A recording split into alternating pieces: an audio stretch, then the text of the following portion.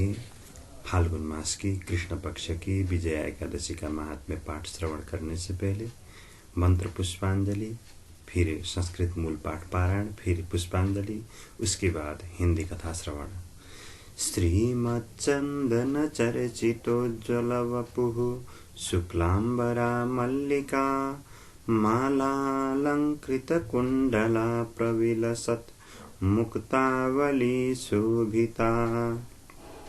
सर्वज्ञाननिदान पुस्तकधरा रुद्राक्षमालाकरा वाग्देवी वदनाम्बुजे वसतु मे त्रैलोक्यमाता चिरम्। अमरी कबरी भारभ्रमरी मुखरी कृतं दूरीकरोतु दूरितं गौरी चरणपङ्कजम्। अविरलमदजलनिवहं भ्रमरकुलानीकसेवितकपोलम् अविमतफलदातारं कामेशं गणपतिं वन्दे। मूकं करोति वाचालं पङ्गुं लङ्घयते गिरिं यत्कृपातमहं वन्दे परमानन्दमाधवम्। सच्चिदानन्दरूपाय विश्वोत्पत्त्यादिहेतवे तापत्रयविनाशाय श्रीकृष्णाय वयं नुमः। नारायणं नमस्कृत्य नरं चैव नरोत्तमं देवीं सरस्वतीं व्यासं ततो जयमुदीरयेत्। अब फाल्गुन मास की या कृष्ण पक्ष की विजया एकादशी का संस्कृत पाठ प्रारंभ। अथ फाल्गुन कृष्ण एकादशी कथा। युधिष्ठिर उवाच फाल्गुनस्याष्टे पक्षे किं नामैकादशी भवेत् वासुदेव प्रसादेन कथयस्व ममाग्रतः। श्रीकृष्ण उवाच कथयिष्यामि राजेन्द्र कृष्णे या फाल्गुने भवेत् विजयेति च सा प्रोक्ता करतॄणां जयदा सदा। तस्याश्च व्रतमाहात्म्यं सर्वपापहरं परं नारदः परिपप्रच्छ ब्रह्माणं कमलासनं। फाल्गुनस्यासिते पक्षे विजया नामया तिथिः तस्या व्रतं सुरश्रेष्ठ कथयस्व प्रसादतः। इति पृष्टो नारदेन प्रत्युवाच पितामहः। ब्रह्मोवाच शृणु नारद वक्ष्यामि कथां पापहरां परां पुरातनं व्रतं ह्येतत् पवित्रं पापनाशनं यन्न कस्यचिदाख्यातं मयैतद्विजयाव्रतं। जयं ददाति विजया नृणां चैव न संशयः। रामस्तपोवनं यातो वर्षाण्येव चतुर्दश न्यवसत पञ्चवट्यां तु ससीतस्य स लक्ष्मणः। तत्रैव वसतस्तस्य राघवस्य महात्मनः रावणेन हृता भार्या सीता नाम्नी तपस्विनी। तेन दुःखेन रामोऽसौ मोहमभ्यागतस्तदा। भ्रमञ्जटायुषं तत्र ददर्श विगतायुषं कबन्धो निहतः पश्चात् भ्रमतोरण्यमध्यतः। राज्ञे विज्ञाप्य तत्सर्वं सोऽपि मृत्युवशं गतः। सुग्रीवेण समं सख्यं रामस्य समजायत। वानराणामनेकानि रामार्थं सङ्गतानि वै। ततो हनुमता दृष्टा लङ्कोद्याने तु जानकी। रामसंज्ञापनं तस्यै दत्तं कर्म महत् कृतं। समेत्य रामेण पुनः सर्वं तत्र निवेदितम्। अथ श्रुत्वा रामचन्द्रो वाक्यं चैव हनुमतः सुग्रीवानुमतेनैव प्रस्थानं समरोचयत्। स गत्वा वानरैः सार्धं तीरं नदनदीपतेः दृष्ट्वाब्धिं दुस्तरं रामो विस्मितोऽभूत् कपिप्रियः। प्रोत्फुल्ललोचनो भूत्वा लक्ष्मणं वाक्यमब्रवीत्। सौमित्रे केन पुण्येन तीर्यते वरुणालयः अगाधसलिलैः पूर्णो नक्रैर्मीनैः समाकुलः उपायं नैव पश्यामि येनायं सुतरो भवेत्। लक्ष्मण उवाच आदिदेवस्त्वमेवासि पुराणपुरुषोत्तमः वकदाल्भ्यो मुनिश्चात्र वर्तते द्वीपमध्यतः अस्मात्स्थानाद्युजनार्ध माश्रमस्तस्य राघव अनेन दृष्टा बहवो ब्रह्माणो रघुनन्दन तं पृच्छ गत्वा राजेन्द्र पुराणमृषिपुङ्गवम् इति वाक्यं ततः श्रुत्वा लक्ष्मणस्यातिशोभनम्। जगाम राघवो द्रष्टुं बकदाल्भ्यं महामुनिं प्रणनाम मुनिं मूर्धा रामो विष्णुमिवापरं मुनिर्ज्ञात्वा ततो रामं पुराणपुरुषोत्तमम् उवाच स ऋषिस्तत्र कुतो राम तवागम राम उवाच त्वत्प्रसादादहो विप्र वरुणालयसन्निधिम् आगतोऽत्र सैन्योऽस्मि लङ्कां जेतुं स राक्षसाम् भवतश्चानुकूल्येन तीर्यते धीर्यथा मया तमुपायं वद मुने प्रसादं कुरु सुव्रत। मुनिरुवाच कथयिष्याम्यहं राम व्रतानां व्रतमुत्तमं कृतेन येन सहसा विजयस्ते भविष्यति लङ्कां जित्वा राक्षसांश्च दीर्घां कीर्तिमवाप्स्यसि एकाग्रमानसो भूत्वा व्रतमेतत्समाचर फाल्गुनस्यासिते पक्षे विजयैकादशी भवेत् तस्या व्रते कृते राम विजयस्ते भविष्यति निस्संशयं समुद्रं च तरिष्यसि स वानरः विधिश्च श्रूयतां राम व्रतस्यास्य फलप्रदः दशमी दिवसे प्राप्ते कुम्भमेकं चकारयेत् हैमं वा राजतं वापि ताम्रं वाप्यथ मृण्मयं स्थापयेच्छोभितं कुम्भं जलपूर्णं सपल्लवं तस्योपरि न्यसेद्देवं हैमं नारायणं प्रभुम् एकादशी दिने प्राप्ते प्रातःस्नानं समाचरेत् निश्चले स्थापिते कुम्भे गन्धमाल्यानुलेपिते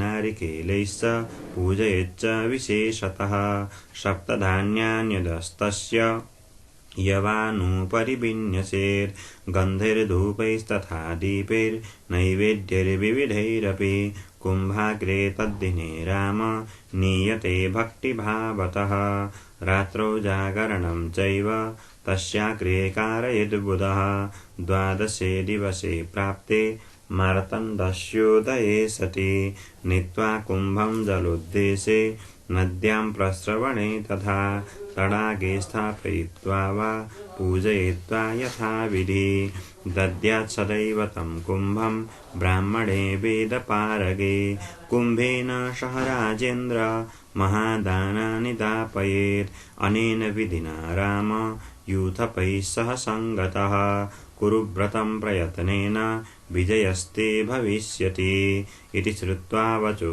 रामो यथोक्तमकरोद्व्रतम् कृते व्रते स विजयी बभूव कुरु रघुनन्दन अनेन विधिना राजन् ये कुर्वन्ति नरा व्रतम् इह लोके जयस्तेषां परलोके सदा जयः एतस्मात् कारणात् पुत्र कर्तव्यं विजयास्कृतं पठनाश्रवणस्य वाजपेय फलं लवे एतस्मात् कारणात् पुत्र कर्तव्यं विजयाव्रतं पठनाश्रवणं तस्य वाजपेय फलं लवे स्वस्ति श्रीमद्पुराणे दिनकारकिरणादि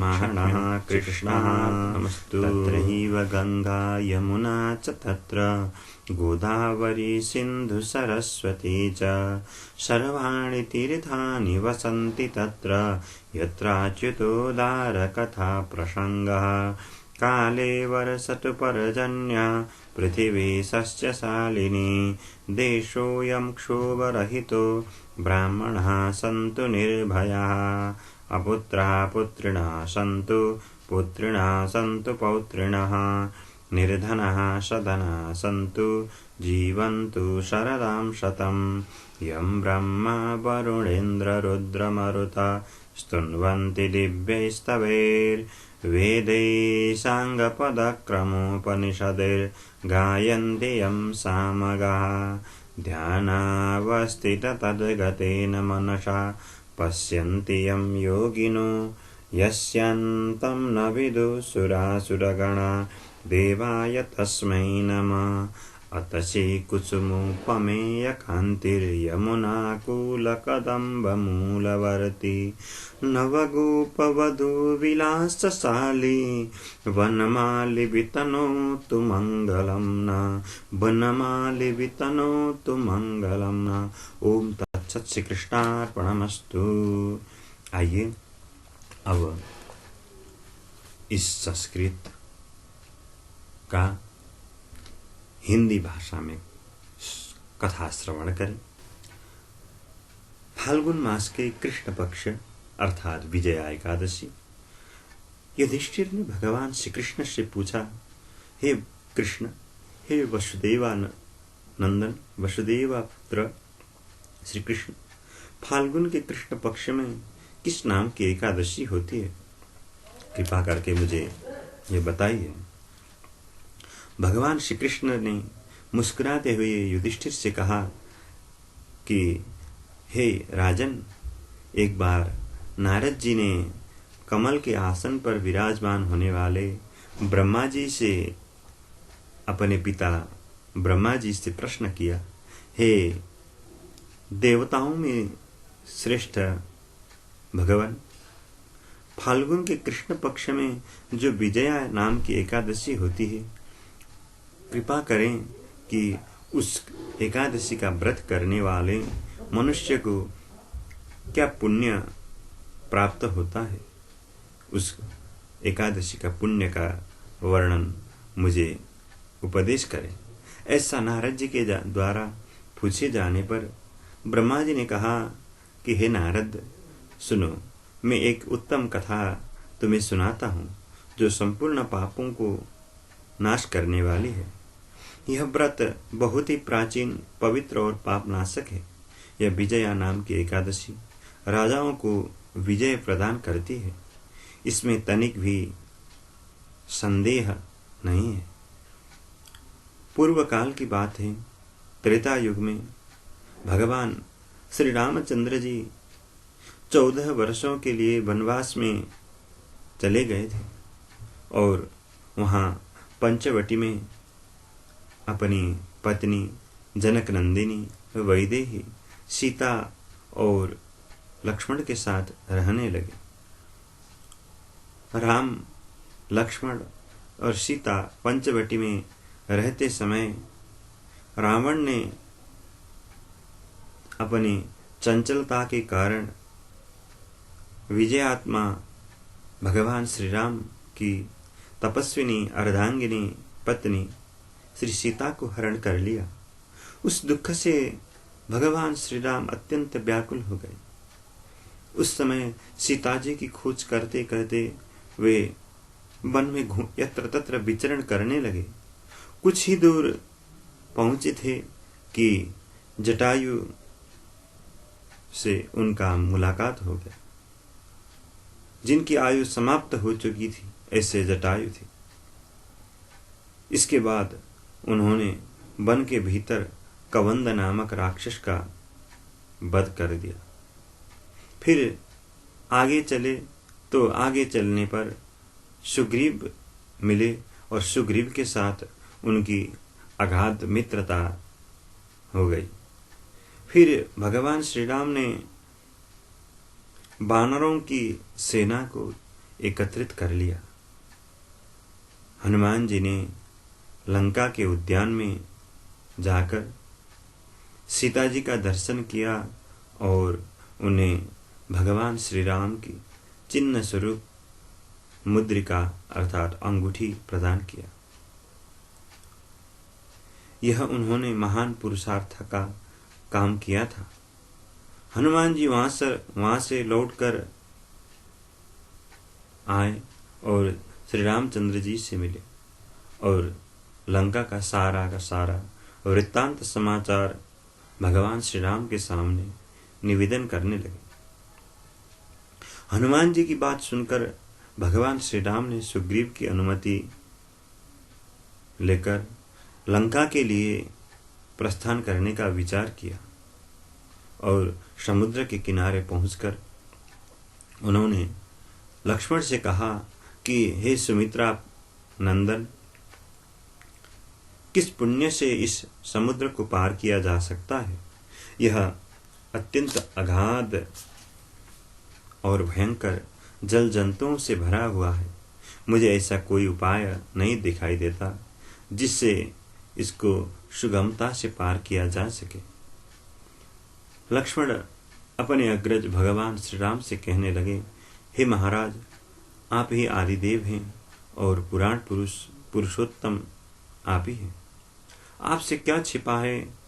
यहाँ द्वीप के भीतर बगदाल्भ नामक मुनि रहते हैं। यहाँ से आधे योजन की दूरी पर उनका आश्रम है। हे रघुनंदन, उन प्राचीन मुनीश्वर के पास जाकर उन्हीं से इसका उपाय पूछिए।